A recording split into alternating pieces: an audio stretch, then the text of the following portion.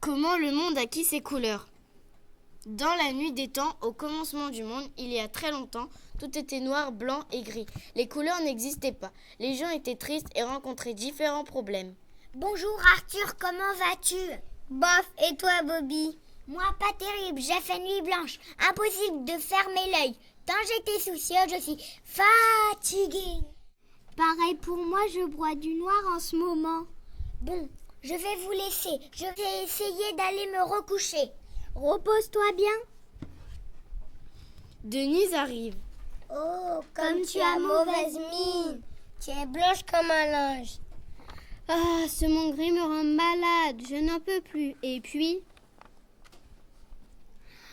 Pourquoi tu laisses un blanc dans la conversation? Eh bien voilà, je suis très contrariée. Mon ami Eric l'épicier est d'une humeur noire. On lui a volé l'argent de sa caisse hier soir. Certains témoins disent avoir vu François dans le secteur. Vous savez, François, il est connu comme le loup blanc et il n'en est pas à son premier coup. Je vais justement aller lui rendre visite pour éclaircir ce mystère. À bientôt. Salut! Géraldine et Héloïse passent.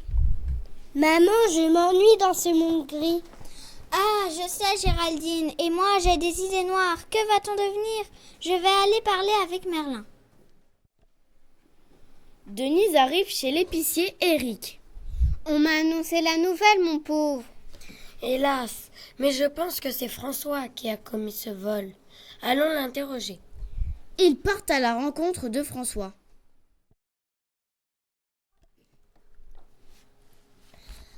Ah, te voilà, espèce de voleur. Qui? Moi? Mais je n'ai rien fait. Ce n'est pas ce qu'on dit. Monsieur Yvan t'a vu rôder près de l'épicerie. Et alors? Je n'ai pas le droit, je n'ai rien à me reprocher moi. Je suis blanc comme neige. Pourtant, Yvan t'a trouvé d'un air bizarre. Yvan, viens voir. Yvan arrive.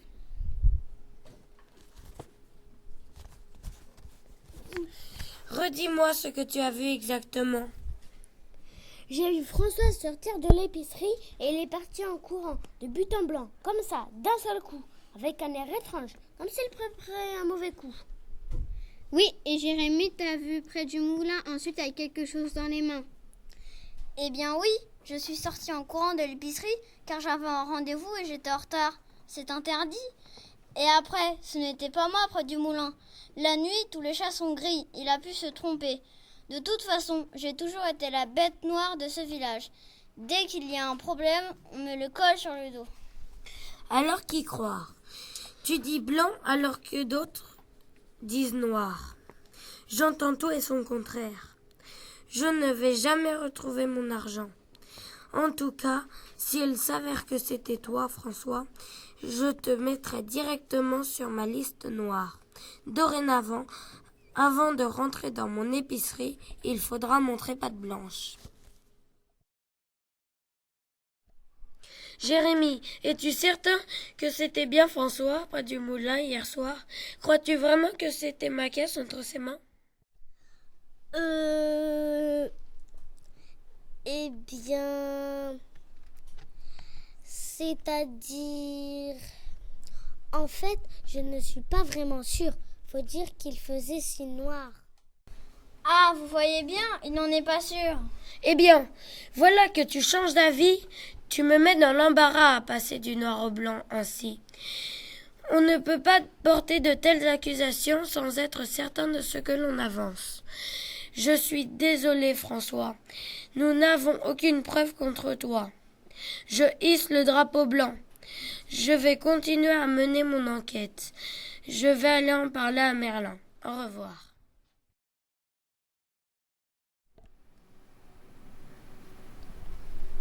Oh, que t'arrive-t-il, Louise? Ce n'est rien, c'est juste que ce monde est vraiment trop sombre. J'en ai assez.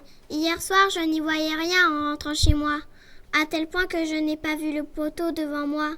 Je me suis cognée et voilà, j'ai un œil au beurre noir. Il faut vraiment faire quelque chose. Nous ne pouvons plus continuer, ainsi tout est trop noir, triste et ennuyeux. Je suis bien d'accord avec toi, je vais aller en parler à Merlin.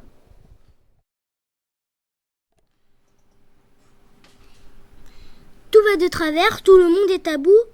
Tous les villageois sont venus me parler pour me raconter leurs ennuis en fin de matinée. Si tu avais vu, mon jardin était noir de monde. Ils font tous grise mine. Oui, il va falloir changer les choses. On en a plus qu'assez de ce monde si triste. Mais comment peut-on faire, Merlin? Moi, je ne sais absolument pas. Je suis dans le noir complet. Je ne sais pas encore, mais je vais avoir besoin d'aide, je pense. Eh bien, je te donne carte blanche en tout cas.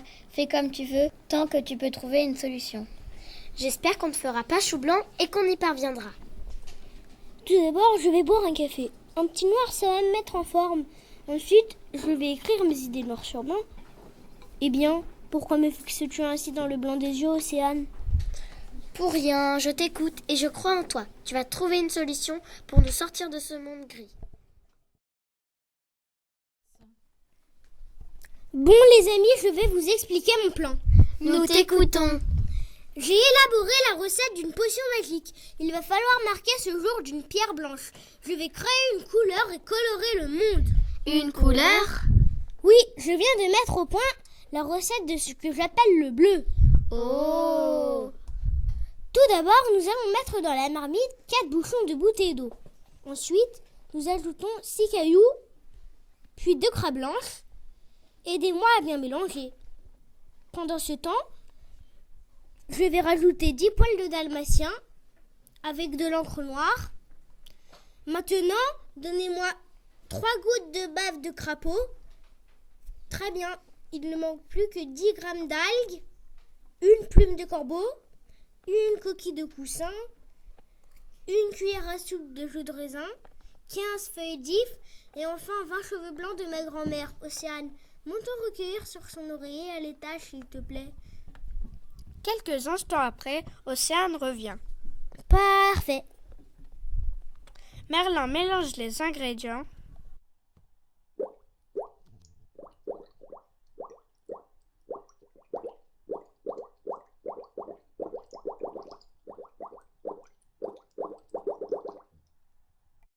Oh, c'est magnifique. C'est absolument merveilleux. À ce moment-là, Éric l'épicier arrive tout content. Merlin, je veux t'annoncer une bonne nouvelle. Oh, mais qu'est-ce que c'est? C'est du bleu. Mais c'est superbe, ça va nous changer la vie. Bravo Merlin. Vive Merlin! Vive Merlin! Mais qu'est-ce que tu voulais nous annoncer? Ah oui, c'est vrai. Je voulais vous annoncer que j'ai retrouvé ma caisse. En fait, elle ne m'avait pas été volée. J'avais seulement oublié que je l'avais déjà rangée. Décidément, ce monde gris me fatigue trop. Mais tout ça, ça va changer maintenant. Oui, te concernant, tout est bien qui finit bien. Mais à l'avenir, cherche mieux dans tes affaires avant de crier tout de suite au vol. Et n'accuse pas sans preuve, ok? Oui, je vais aller m'excuser auprès de François. Bon, maintenant nous allons pouvoir répandre le bleu dans le monde entier. Venez m'aider. Et c'est ainsi que fut lancée la mode du bleu. Bientôt tout fut bleu dans un monde heureux.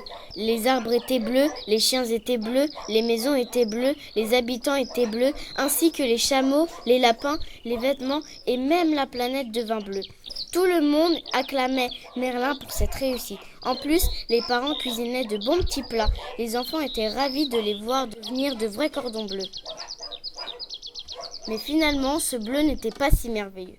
Au bout d'un certain temps, le bleu attrista tout le monde et devint déprimant.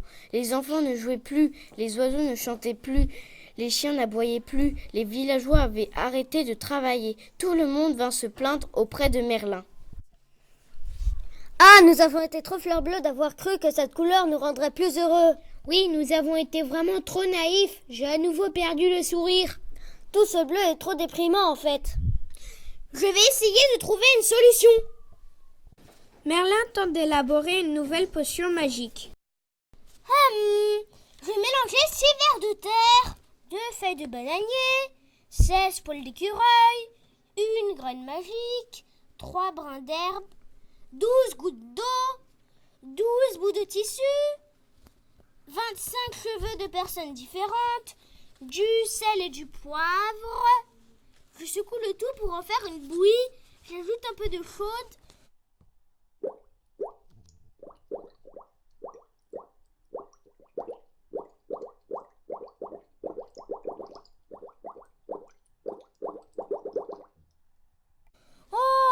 voici une nouvelle couleur que je vais appeler jaune. Et c'est ainsi que fut lancée la mode du jaune. Bientôt tout fut jaune dans ce monde. La rivière et la mer étaient jaunes. Comme le ciel, les cochons étaient jaunes et les écureuils aussi. Avec le jaune, tout le monde devint heureux.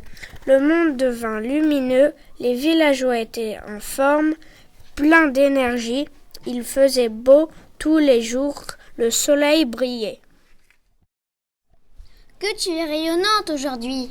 Merci, tu es toi-même resplendissante. Ça fait chaud au cœur de vous voir ainsi, les amis. Mais au bout d'un moment, tout ce jaune c'était trop. Les gens ne pouvaient plus dormir avec toute cette lumière. Ah, j'ai mal aux yeux. Ce jaune luisant m'éblouit. Je ne peux plus lire. Ma tête me fait mal. J'ai trop chaud. Même les oiseaux n'osaient plus voler. La lumière aveuglait tous les villageois à tel point que tout le monde fut peu à peu contraint de vivre les yeux fermés. Merlin, il faut trouver une solution. Je sais bien, moi-même, je n'en peux plus. Merlin rentra chez lui pour essayer de créer une nouvelle couleur.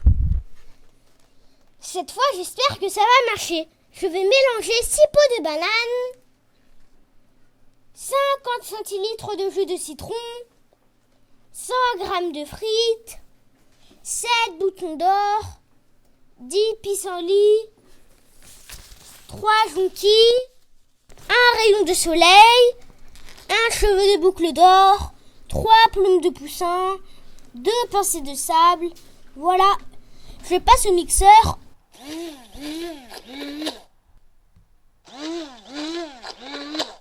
Le tour est joué. Je viens d'obtenir du rouge. Merlin alla présenter le rouge à tout le monde. Waouh, c'est magnifique. On en veut aussi. Et c'est ainsi que fut lancée la mode du rouge. Bientôt, tout fut rouge dans le monde. La rivière était rouge comme le ciel. Les lapins étaient rouges comme les canaris. Le fromage était rouge. J'adore cette nouvelle couleur. Même les oiseaux sont rouges. Le rouge, c'est idéal.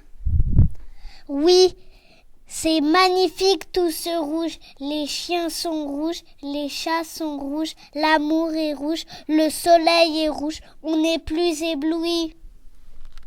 J'ai à nouveau le sourire grâce au rouge. La terre est rouge, la lune est rouge, les coccinelles, les fraises et les tomates aussi. Et tout ce rouge plaît à tout le monde. Malheureusement, cette bonne humeur n'a pas duré longtemps. Le rouge n'était pas si idéal que ça. Petit à petit, ce rouge leur est monté à la tête. Ils devinrent tout rouges de colère, rouges comme une tomate. Une violence s'installa en chacun d'eux. Les gens commençaient à se battre. Tout le monde se disputait. Les villageois se criaient dessus.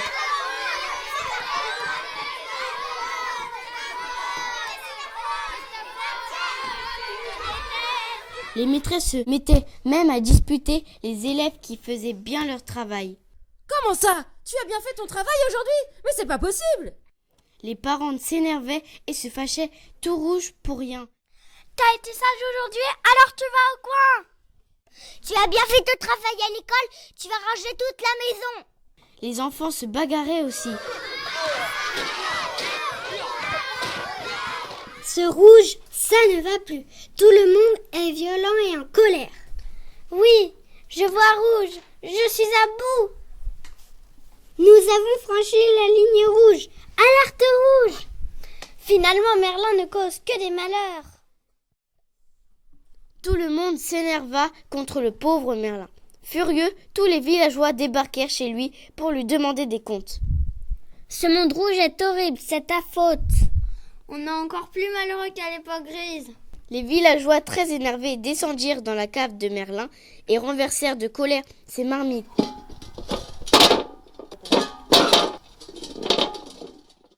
Les couleurs se déversèrent et se mélangèrent par accident. D'un seul coup, tout le monde se tut en observant le spectacle qui se jouait sous leurs yeux.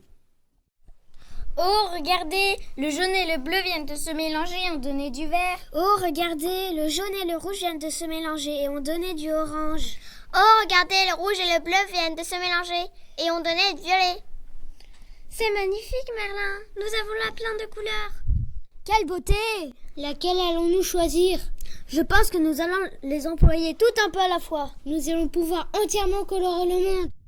Plus jamais nous nous lasserons. C'est merveilleusement idéal. C'est parfaitement parfait. Et c'est ainsi que les couleurs sont apparues. Depuis ce temps-là, tout le monde est heureux dans ce monde si beau, si gai et si coloré.